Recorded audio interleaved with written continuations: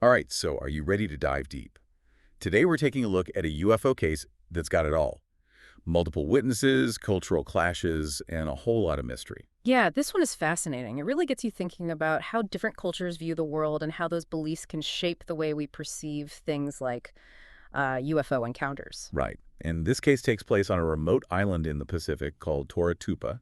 It's part of the Marshall Islands, which were part of the U.S. Trust territory at the time. So already you have this interesting dynamic. You've got this ancient culture with its own beliefs and traditions coming face to face with, well, modern science and investigation. Exactly. And the source material we're using for this deep dive is a transcript from the Project UFO series, specifically the episode titled Sighting 4020, The Island Incident.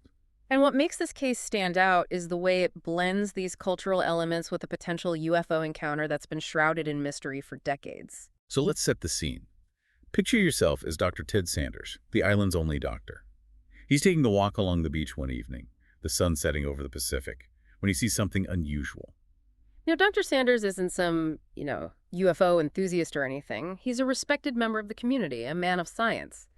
But what he sees that night shakes him to his core. Yeah, he describes it as this brilliant object hovering just offshore. Not some distant light, but something tangible, close enough to make out details. And get this, his sighting is corroborated by 3 native fishermen who were also on the beach that night. They each drew sketches of what they saw independently, and those sketches are remarkably similar. Talk about adding fuel to the fire. So Yeah. you've got multiple witnesses, a credible professional at the heart of it, detailed sketches. The Air Force definitely took notice. They sent in Captain Ryan and Sergeant Phillips to investigate. But they're walking into a situation that's a lot more complicated than just a simple UFO sighting. Right, from the get-go, they're told to be mindful of local customs, especially when it comes to the concept of tapu. Tapu basically refers to sacred ground and forbidden areas. It's a deeply ingrained part of the islanders' belief system. And this cultural sensitivity becomes a major factor as the investigation unfolds. It's a constant reminder that they're not just dealing with a potential UFO sighting, but with a community's deeply held beliefs. So at first, the fishermen back up Dr. Sanders' account. They describe the object. They talk about their fear. But here's where we hit our first twist. When questioned again, they recant their statements. They claim they simply copied Dr. Sanders' drawing. Wait, what? Yeah, it's a head-scratcher. What could have caused them to change their story so drastically? Was it fear of violating the tapu? Possibly. Or were they pressured in some way? Maybe even unknowingly. Or did something else happen entirely that made them question what they saw? It's this ambiguity that really draws you in. It makes you want to dig deeper and figure out what really happened. And just when you think it can't get any weirder, another witness comes forward. A colleague of Dr. Sanders named Peter. He reports seeing strange lights on the island's sacred mountain. Oh, this is where things get really interesting. This mountain is considered tapu, off limits to outsiders. Talk about a roadblock for the investigators. And it's not just a physical roadblock. It represents a clash between 2 different worldviews. The islanders see the mountain as a place of power, a source of their spiritual beliefs. And the investigators are coming at it from a scientific perspective, trying to find tangible evidence. It really highlights the challenges of trying to apply a purely scientific approach to something that might be beyond our current understanding. To really grasp the power of these beliefs, we need to look at an anecdote about Dr. Sanders' son, Alex. The boy accidentally killed a sacred kingfisher. Oh, that story. Yeah. And tragically, he lost his ability to speak. It wasn't until Manu Kao, the island's chief, buried the bird according to traditional rituals that Alex regained his voice. It's a powerful example of how differently cultures can view the world, and how those worldviews can shape the way we experience things. It's like the island itself has a power, a presence that can't be ignored. And that presence looms over the entire investigation. It adds another layer of complexity to the already perplexing UFO sighting. So we've got conflicting accounts, cultural barriers, and a healthy dose of mystery. And then the Air Force delivers their explanation. Which is? A malfunctioning weather balloon for the beach sighting, and ball lightning for the mountain lights. Come on, really? A weather balloon? I know, right? Yeah. It feels like a bit of a cop-out. It does, especially when you consider the detailed descriptions from the witnesses and Dr. Sanders' unwavering belief that he saw something truly extraordinary. And just when you think you've heard it all, another perspective emerges. Dr. Sanders' wife, Donna, suggests that her husband might have hallucinated the whole thing. She was worried about him, torn between his family and his deep connection to the island. Donna believes that this inner turmoil, coupled with the unusual atmosphere of Tora Tupa, might have distorted his perception of reality. It's a fascinating angle. It reminds us that even the most rational scientific minds can be influenced by their own internal struggles. So we're left with a lot of unanswered questions, Yeah. conflicting accounts, cultural clashes, and a lingering sense that something extraordinary might have happened on that remote island. It's a puzzle that's both frustrating and captivating. And just when you think you've considered all the angles, the episode throws in one final twist. Meniko, the island chief, receives another rod of light. It's like the episode is hinting at something bigger, something beyond our current understanding. And that's where we'll leave you hanging for now. But don't worry, we'll be back to unravel this enigma further in part 2 of our deep dive into Sighting 4020, the island incident. Until then, keep those minds open and those theories coming. Welcome back to our deep dive into Sighting 4020, the island incident. We left off with that cliffhanger, the island chief receiving this mysterious rod of light. And it's not just some, random trinket.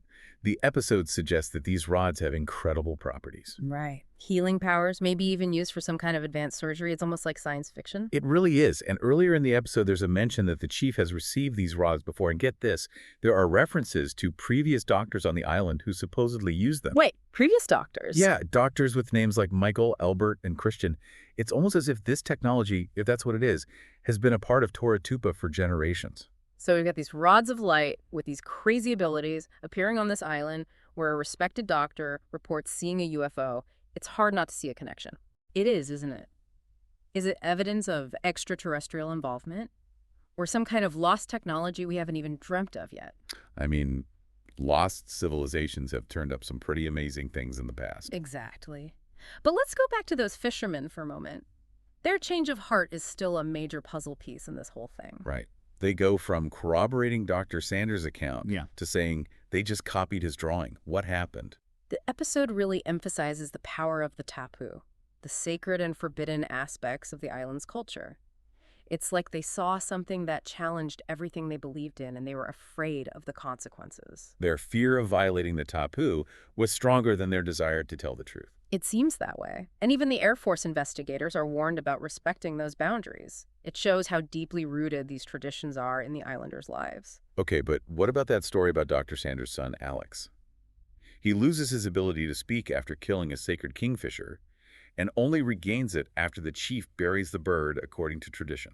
That story adds a whole other dimension to this, doesn't it? It's like the island itself has a power we don't understand, something that can influence reality itself. It makes you wonder if the object Dr. Sanders and the fisherman saw could be a manifestation of that power. Right. Or was it something completely separate that just happened to stumble upon this already strange and powerful place? So many possibilities. And then you have Dr. Sanders' wife, Donna, suggesting that maybe he hallucinated the whole thing. She was worried about the stress he was under, torn between his family and his connection to the island. Right. She thinks that inner turmoil, combined with the weirdness of Tora Tupa, could have led to a distorted perception of reality. It's a compelling argument. It reminds us that even the most rational minds can be tricked, especially when they're under pressure. So we've got this initial corroboration from the fisherman, which lends weight to Dr. Sanders' story. But then they recant, and Donna suggests a hallucination. It's like we're constantly being pulled in different directions. It is, isn't it? Trying to find the truth in all of this is like trying to grab hold of smoke. Just when you think you've got a grip on it, it slips away. And then, just as we're wrestling with all of this, we get that final image. The chief receiving another one of those rods of light. It's like the episode is saying, hey, pay attention, this is real. It ties together the UFO sighting, the cultural beliefs, the unexplained events. It feels like we're on the verge of a major revelation. But will we ever get there? Are we destined to be left with more questions than answers? Welcome back, deep divers. We've gone deep into this case, explored all the angles, and now it's time to try and make some sense of it all. What really happened on Tora Tupa? It's like we've been piecing together this giant puzzle, and we're finally starting to see the bigger picture. But there are still some missing pieces, and some of the pieces we do have don't quite seem to fit. Right. And I think those rods of light, those are the key to this whole thing.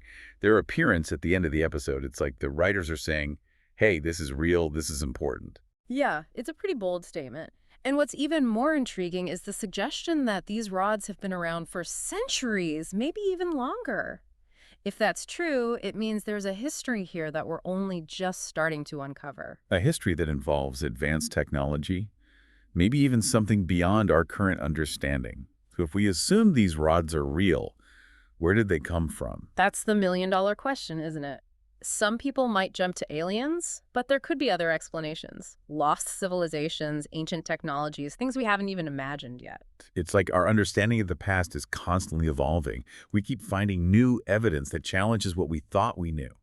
So maybe these rods are a part of that, a piece of history that's been hidden for centuries. And that brings us back to the UFO sighting. Could the object Dr. Sanders and the fisherman saw be connected to these rods somehow? Are they both part of the same phenomenon? It's possible. Maybe the UFO was drawn to the island because of the rods. Or maybe it was even responsible for bringing them there in the first place. Like Toratupa is some kind of, I don't know, a focal point, a place where these forces, these technologies converge. And then there's Dr. Sanders himself. He's a man of science, but he's confronted with something that defies explanation. His internal conflict, his desire to stay on the island, could that have played a role in what he saw? Definitely. His wife seemed to think so. And it raises questions about the nature of perception. How much of what we see is objective reality and how much is shaped by our own beliefs and desires? It's a question that goes beyond just this case. It's something we all have to grapple with. And we can't forget about the tapu. The islanders' fear of violating those cultural norms, that could have led them to change their stories. Their silence might be just as important as any words they could have spoken. Absolutely. It's a reminder that culture, belief systems, these things play a huge role in how we interpret the world around us. What might seem irrational to an outsider can be deeply meaningful to someone else.